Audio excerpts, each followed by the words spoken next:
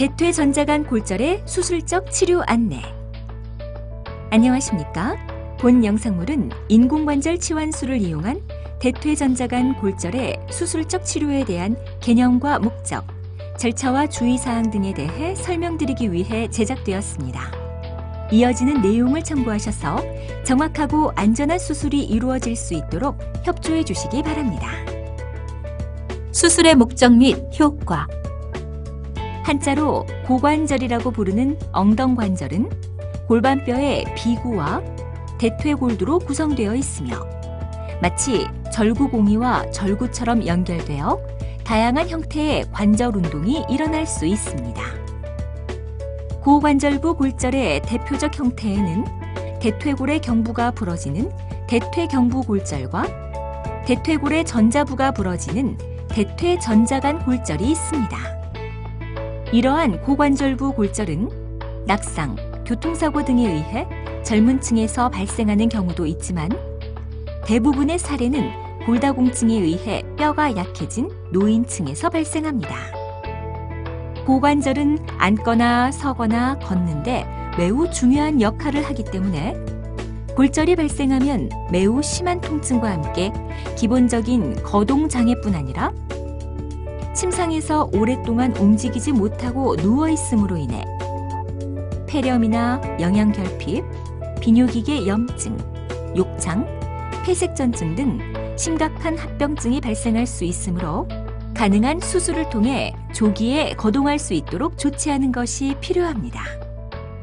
대퇴경부나 대퇴전자간 골절은 여러 개의 핀이나 뇌고정술을 이용하여 수술하기도 하지만 골절의 전이나 분수의 상태가 심할 경우 고령으로 조기 보행이 필요한 경우에는 대퇴골두와 경부를 인공관절로 대체하는 인공관절 반치환술을 시행하며 관절염 등이 동반되어 고관절의 손상이 심한 경우에는 대퇴골두와 경부뿐 아니라 골반의 비구까지 인공관절로 대체하는 인공관절 전치환술을 시행합니다. 수술 과정 및 방법, 수술 부위. 대부분의 수술은 척추 마취 등 부위 마취 하에서 시행되며 여의치 않을 경우 전신 마취를 시행하는 경우도 있습니다. 인공관절 반치환술은 환자가 수술대에 측면으로 누운 상태에서 15에서 20cm의 피부 절개를 시행하여 대퇴골을 노출시키고 골편을 제거한 다음 인공관절을 넣기 쉽게 대퇴골을 다듬은 후 인공관절을 삽입하는 순서로 진행되며 인공관절 전치환술의 경우는 대퇴골두뿐 아니라 비구의 관절면까지 인공관절로 대체하는데 인공관절의 모델에 따라서는 골 시멘트를 사용하는 경우도 있습니다. 이상의 과정을 거쳐 인공관절을 치환한 다음에는 수술 부위에 혈액 등의 액체가 고이는 것을 방지하기 위해 필요하다고 판단될 경우 배액관을 삽입하고 상처를 봉합하여 수술을 마무리합니다. 발현 가능한 합병증의 내용, 정도 및 대처 방법.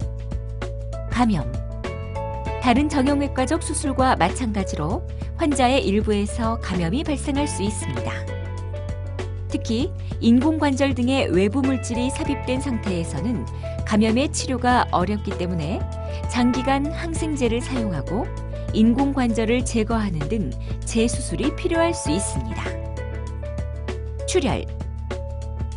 환자에 따라서는 수술 전후의 출혈로 인해 수혈이 필요할 수 있으며 매우 드물긴 하지만 수혈로 인해 간염이나 에이즈 등 감염성 질환이 전파되거나 수혈 부작용 등이 발생할 수 있습니다. 주위 조직 손상. 수술 부위의 통증은 초기 2-3달 이후에는 많이 좋아지지만 경미하게 1년 이상 지속될 수도 있습니다. 수술 과정에서 신경이나 힘줄, 혈관 등의 손상이 발생할 수 있으며 환자의 10%에서 20% 정도에서 예민해진 주변 신경에 의해 이상 감각이나 통증, 부종 등이 발생하는 반사성 교감신경 이영양증이 나타날 수 있습니다. 골절.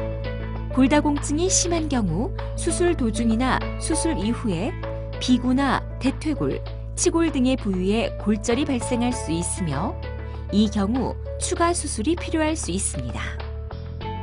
탈구. 탈구는 전체 환자의 3% 정도에서 발생하며 여성 환자나 재치환 수술을 받은 환자에서 더 흔히 발생하는데 근력이나 연부 조직의 약화, 수술 후 환자의 비협조나 잘못된 자세 등에서 비롯됩니다. 인공관절의 손상과 재수술. 과거에 비해 인공관절의 소재가 크게 개선되기는 하였으나 평균 10년에서 15년이 지나면 관절의 마모로 인해 재치환 수술이 필요하며 수술 10년이 지난 환자의 약 25%에서 무균성 해리나 골용해가 발생, 인공관절이 느슨해지면서 통증과 전이가 유발되어 재수술을 필요로 하게 됩니다. 심부정맥 혈전증 및 폐색전증. 심부정맥 혈전증이란 다리의 깊은 곳에 있는 정맥에 혈전이 발생하면서 혈액순환을 방해하여 다리가 붓고 통증이 발생하는 상태입니다. 그리고 폐색전증이란 이렇게 발생한 혈전이 혈관을 따라 이동하여 폐로 들어가는 혈관을 막는 것인데 폐색전증이 발생하면 호흡곤란과 흉부 통증이 발생할 수 있으며 심할 경우 생명까지 위협할 수 있습니다.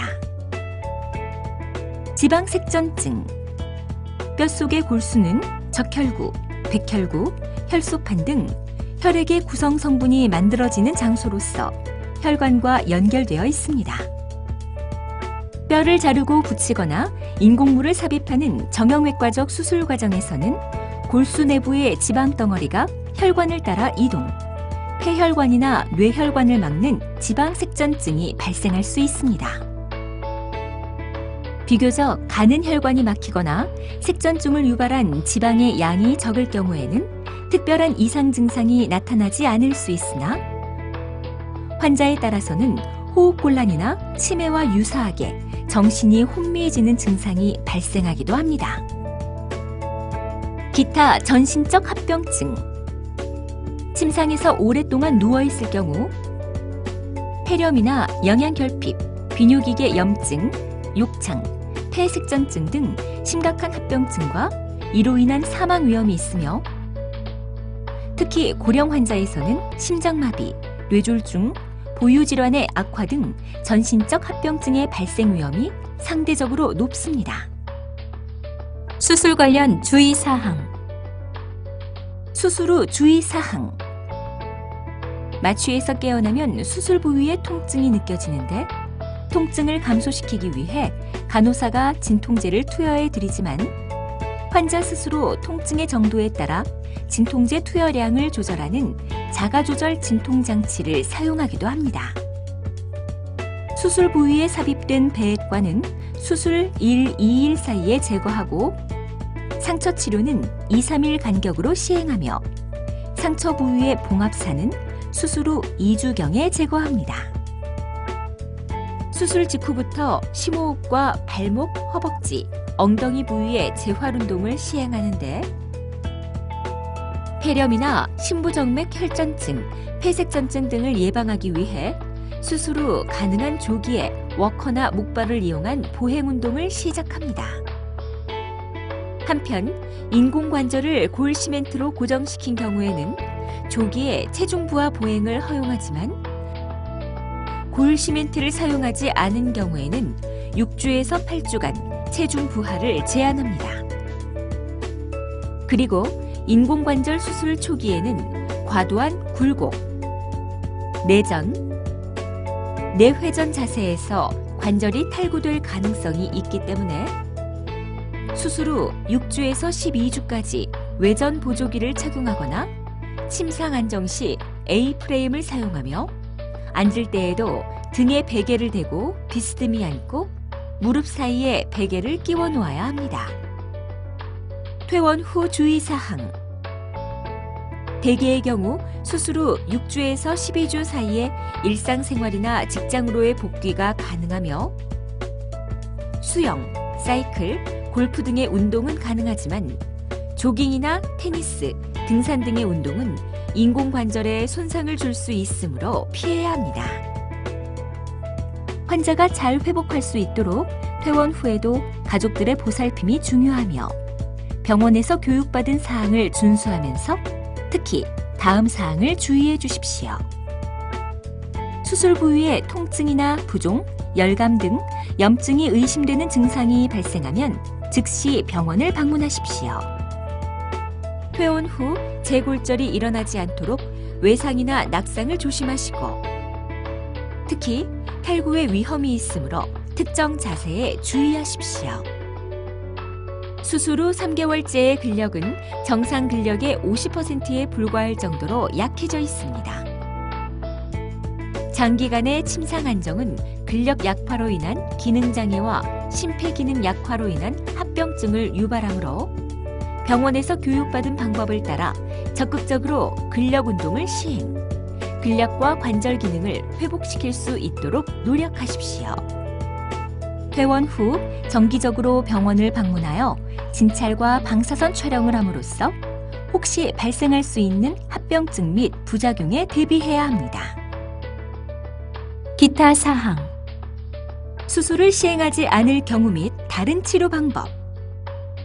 수술을 시행하지 않을 경우에는 견인 치료나 고수상 석고 및 보조기를 이용하는 방법을 시도할 수 있으나 이 경우 수술에 비해 침상에서 장기간 움직이지 못하고 누워있는 기간이 길어지기 때문에 폐렴, 욕창, 비뇨기계 염증, 폐색전증 등 심각한 합병증의 발생 위험이 더 높을 뿐 아니라 강직이나 감염, 분류암 및 부정유압 등이 생기기 쉽다는 문제점이 있습니다. 특히 대퇴 경부골절은 1년 내 사망률이 매우 높은 심각한 손상이며 수술을 하지 않고 그대로 둘 경우 이러한 위험성은 더욱 높아지기 때문에 가능한 적극적으로 수술을 시행해야 합니다. 지금까지 인공관절 치환술을 이용한 대퇴 전자간 골절의 수술적 치료의 절차와 주의사항에 대해 말씀드렸습니다. 감사합니다.